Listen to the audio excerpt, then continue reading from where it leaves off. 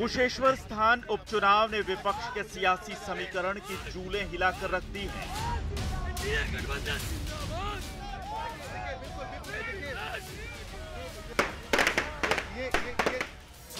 विधानसभा में 75 सीटों वाली आरजेडी को भरोसा था कि वो बाहुबली साबित होगी और दिवाली से ऐन पहले बिहार की सियासी फिजा लालटेन की रोशनी से जगमगा उठेगी।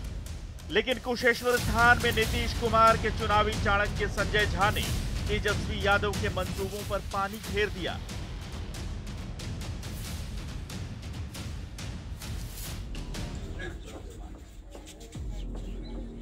मिथिलांचल में जेडीयू के बड़े चेहरे संजय झा कुशेश्वर स्थान की कमान संभाल रहे थे।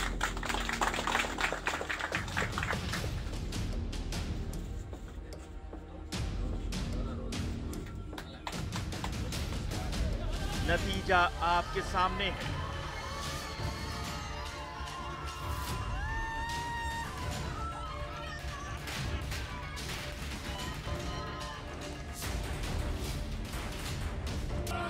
– 2020 चुनाव के मुकाबले इस बार जेडीयू उम्मीदवार की जीत का अंतर दोगुना हो गया।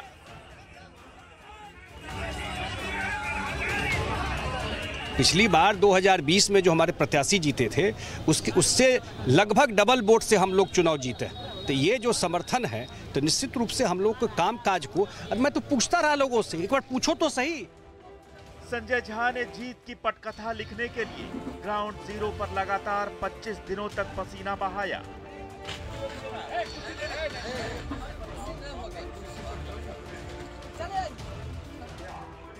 उनके सामने तिहरी चुनौती थी।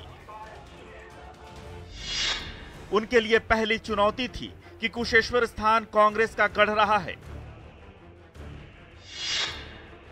दूसरी चुनौती थी आरजेडी की MY+ की रणनीति को मात देना और तीसरी चुनौती थी चिराग पासवान के नुकसान से निपटना।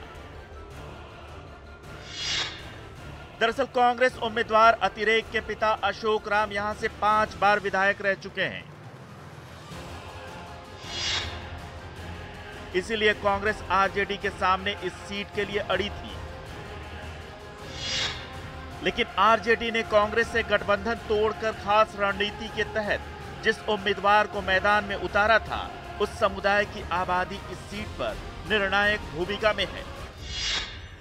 आरजेडी ने अपने ट्रेडमार्क MY समीकरण में महादलित मुसहर वोटों का तड़का लगाने के लिए गणेश भारती को मैदान में उतारा था।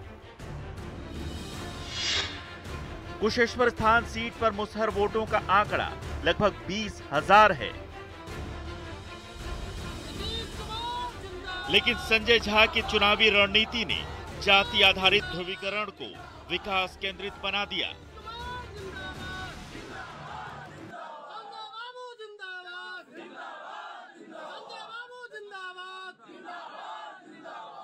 इनहेरिट किए हैं क्या? उनको कोई राजनीति कोई परिवार से मिला है क्या?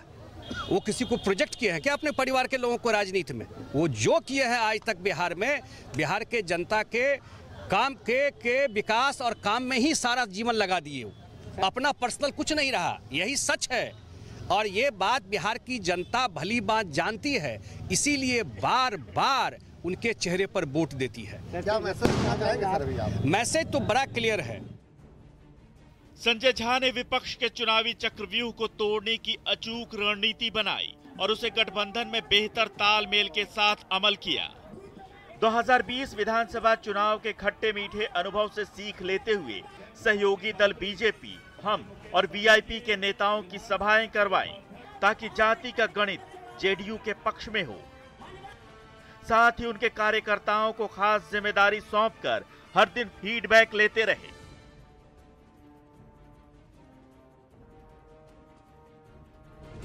मुख्यमंत्री नीतीश कुमार की 2 जनसभाएं भी आयोजित की। पब्लिक कनेक्ट मजबूत करने के लिए नुक्कड़ सभा से लेकर बाजारों में पर्चे बांटने तक का काम किया।